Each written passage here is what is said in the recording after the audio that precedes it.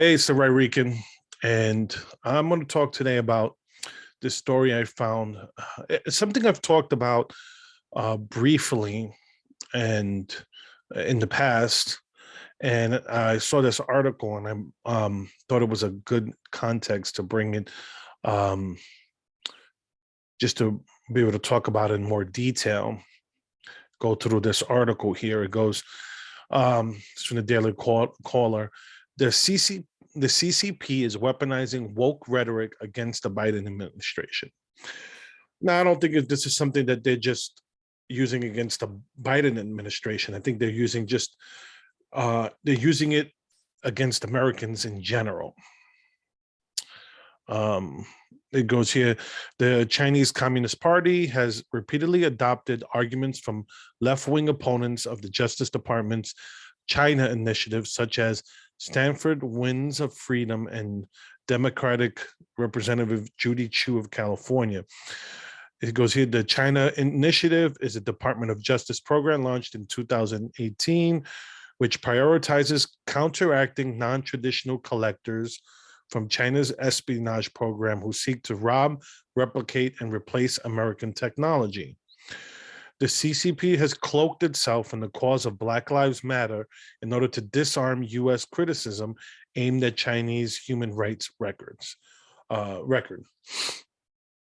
this is something, like I said, I've talked about this briefly in the past, but it's true. Um, the problem when you completely buy into the Black Lives Matter propaganda, there's no better way to say it, is that it makes it seem like, let's say, from 1950s, 1960s, that everything is the same or worse than it was back then. And it's not. Do we have a bad history when it comes to race? Yes. Are we the same people that we were 50, 60 years ago? No, we're not. I mean, I've seen the change just in my lifetime. I never thought I'd see a black president, and we had a black president for 2 terms, and now we have the horrible Kamala Harris as vice president. But that's what we have. That's what's going on with China and the Chinese government and the CCP, is that they're putting initiatives into colleges, into businesses, to say that they're not. Everybody knows around the world they're stealing intellectual property. It's nothing. It's nothing new. But it goes here. Like, if you read on into this article, it talks here. It goes. I guess here goes someone in the, let's see, it goes here. Foreign Minister spokesman Zhao Lijian invokes its domestic criticism during a recent January 18 presser. There's an old Chinese saying to the effect, "He who has a mind to frame others can easily trump up some charges," said Zhao, echoing critics' assertions that the DOJ harbors implicit bias and deliberately engages in racial profiling while investigating China initiative cases. Is it profiling? Yes, it's profiling. It's not, it has nothing to do with their race, but it has to do with the Chinese Communist Party. So to say that there's implicit bias, is there a bias in this country against communism?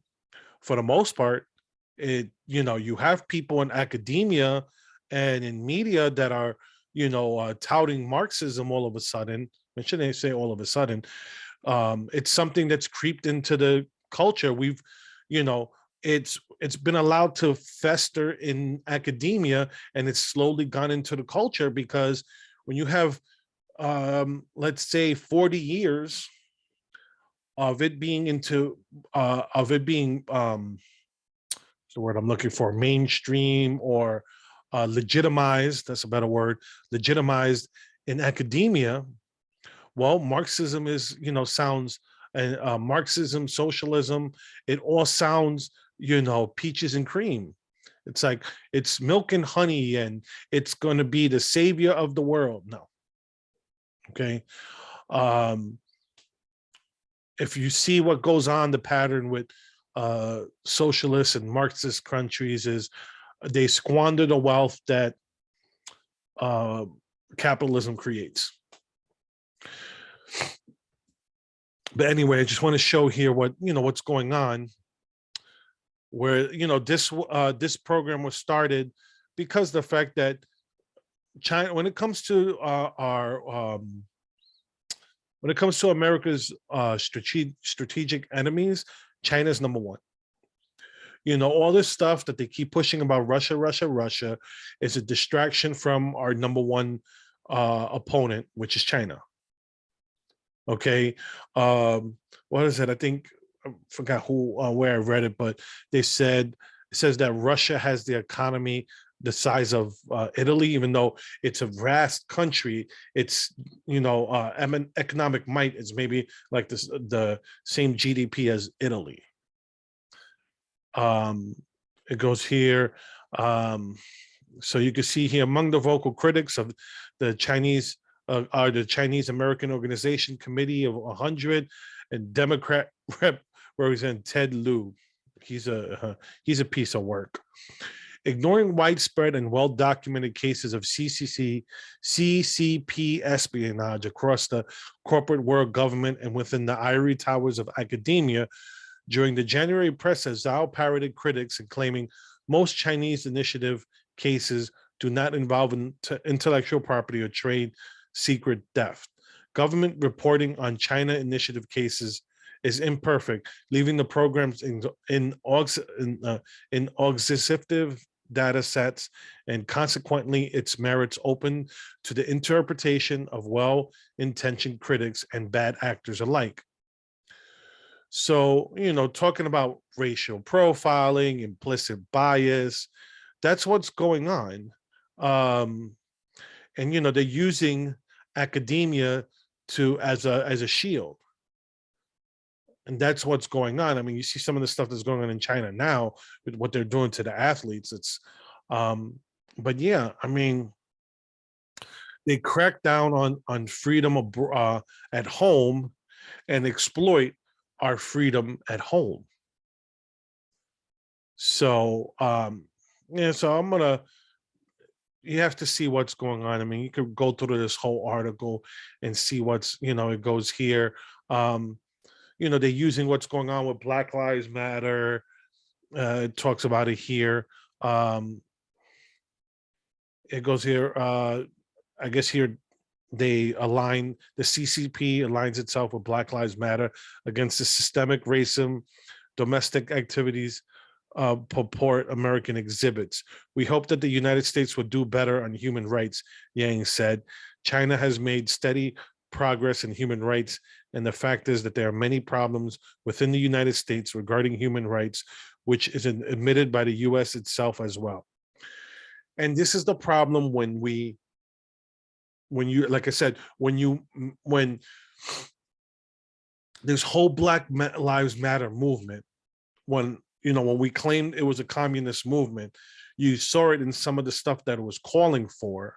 Okay, so it's not surprisingly that China would align itself with it and use its rhetoric to attack us. It goes here. The challenges facing the United States and human rights are deep-seated. They did not emerge over the past 4 years, such as Black Lives Matter. It did not come up only recently, said Yang. We do hope that for our two countries, it's important that we manage our respective affairs well instead of deflecting the blame on somebody else in this world. So, they're doing a genocide of Uyghurs in China, and they're using our disagreement with Black Lives Matter organization as proof of, oh well, look how bad you guys can criticize what we're doing here. We may be killing people and harvesting organs, but hey, you guys are discriminating against Black people. And it's like, we're not rounding them up into camps, putting them in gulags. We're not harvesting their organs. We're not sterilizing them to make them, not be able to have children in this country. So yeah, it's not a legitimate criticism, China. But yeah, so yeah, we got so many things that happened this weekend. Quickly, I wanted to talk about this story here, and then I'll end it. But I wanted to talk about this here because I think it's important that we talk about this.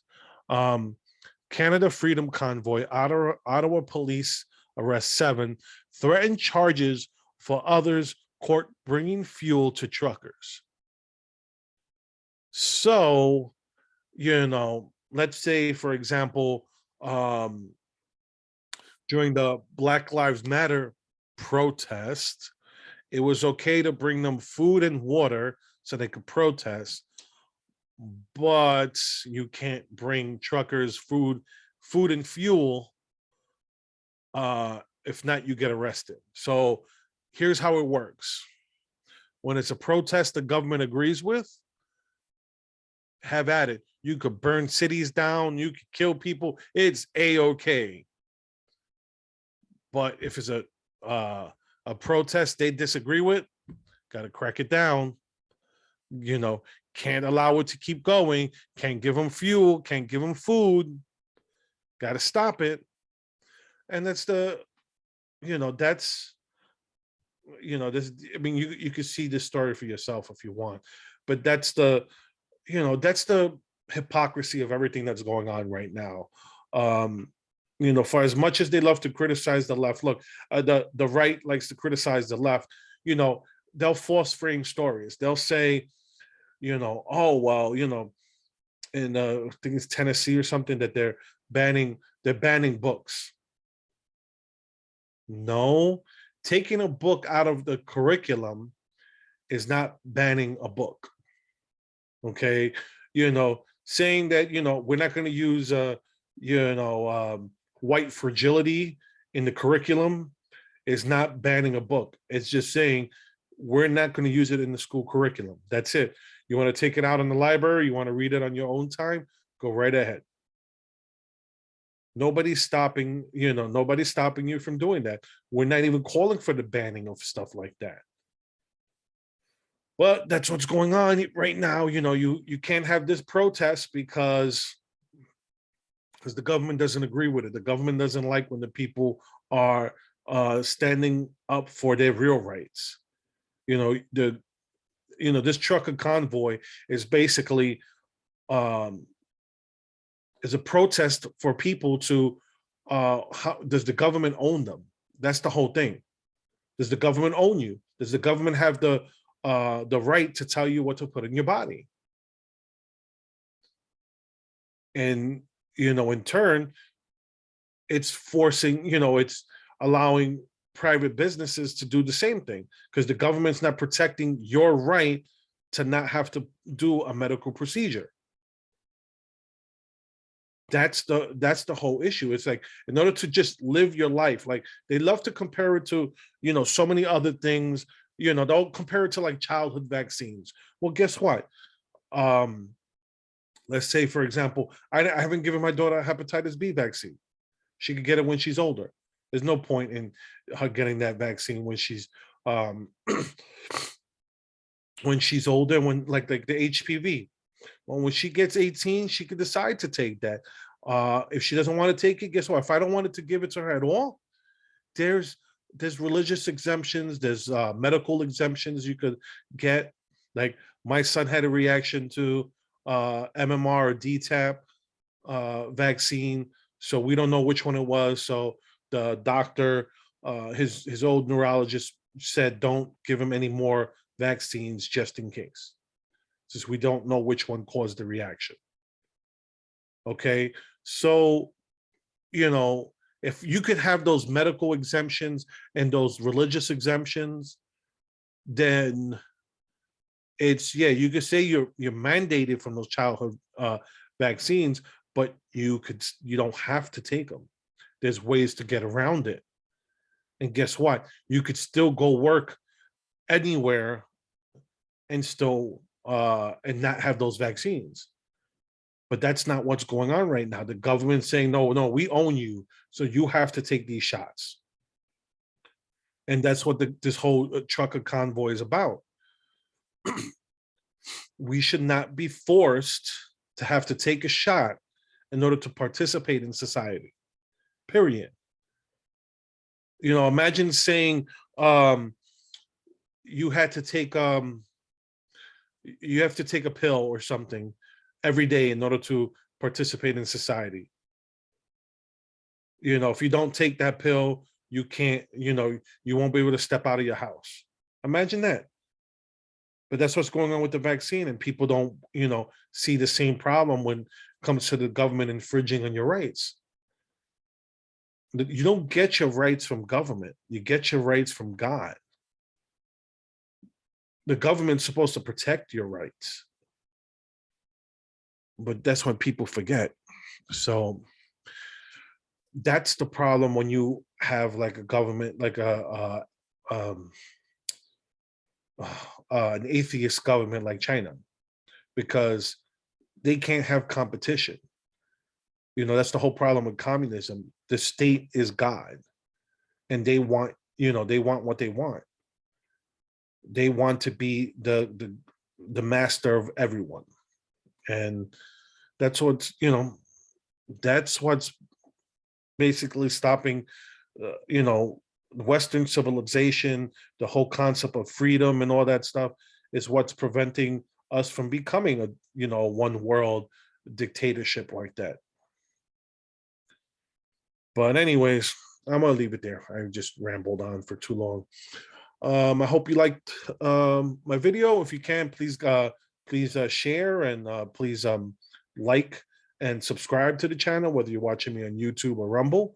You can interact with me on social media: Facebook, Twitter, Gab, Telegram. All of them, you got it. You name it, I got it. That being said, have a good one.